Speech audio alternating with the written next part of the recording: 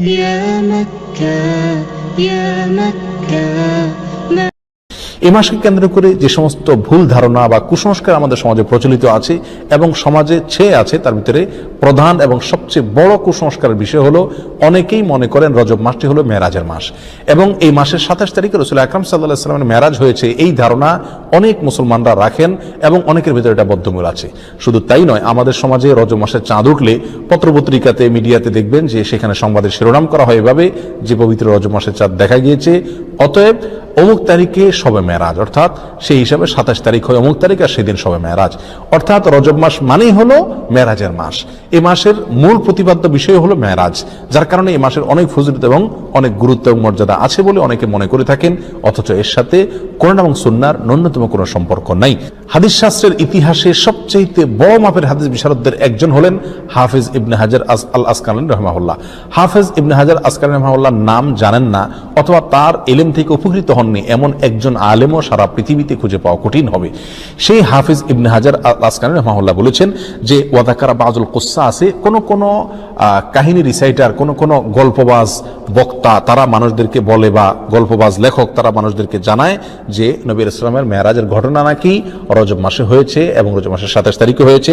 তিনি বলেন যে ওয়াদালিকা কিজবুন, আর এটা মিথ্যাচার। নবী ইসলামের নামে তিনি রজব মাসের 27 তারিখে তার মেরাজ হয়েছে এরকম কোনো গ্রহণযোগ্য বর্ণনা পাওয়া যায় না।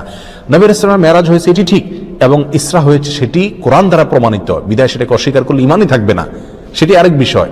কিন্তু রজব মাসে হয়েছে এবং রজব মাসের 27 তারিখে হয়েছে, এর কোনো ভিত্তি, গ্রহণযোগ্য কোনো ভিত্তি কোরআন অথবা সহিহ সুন্নাহর কোথাও পাওয়া যায় না। নবী সাল্লাল্লাহু মেরাজটা ঠিক কোন মাসে হয়েছে, কোন দিনে হয়েছে, কোন সময় হয়েছে, এই প্রসঙ্গে ইমাম ইবনে তাইমিয়া রাহিমাহুল্লাহ বলেছেন যে বিশুদ্ধ কোনো বর্ণনা দ্বারা কোনো মাসের কথা নিশ্চিতভাবে জানা যায় না, কোনো দিনের কথা জানা যায় না, কোনো সময়ের কথা, তারিখের কথা জানা যায় না যে অমুক তারিখে অমুক দিনে অমুক মাসে নবী সাল্লাল্লাহু মেরাজ হয়েছে। মেরাজ হয়েছে এটি নিশ্চিত, কিন্তু তার তারিখটা সংরক্ষিত নয় এবং এ বিষয়ে যতগুলো বর্ণনা পাওয়া যায় তার কোনোটি গ্রহণযোগ্য নয়।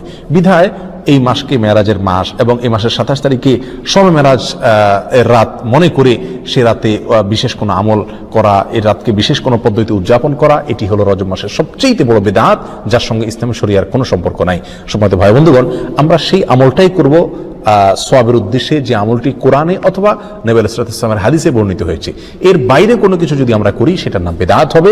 বিধায় রজব মাসকে কেন্দ্র করে এই মেরাজ উদযাপন করা, শবে মেরাজ উদযাপন করা, এগুলো সবগুলো বিদআত হবে, এগুলো সবগুলো পরিত্যাজ্য হবে। আল্লাহ তাআলা আমাদেরকে বুঝার তৌফিক দান করুন। সম্মানিত ভাইরা, যদি আমরা ধরেও নেই যে রজব মাসেই এবং রজব মাসের 27 তারিখে নবী সাল্লাল্লাহু আলাইহি ওয়াসাল্লামের মেরাজ হয়েছে, তারপরও একটা কথা থেকে যায়, তা হলো নবী সাল্লাল্লাহু আলাইহি ওয়াসাল্লামের মেরাজ হয়েছে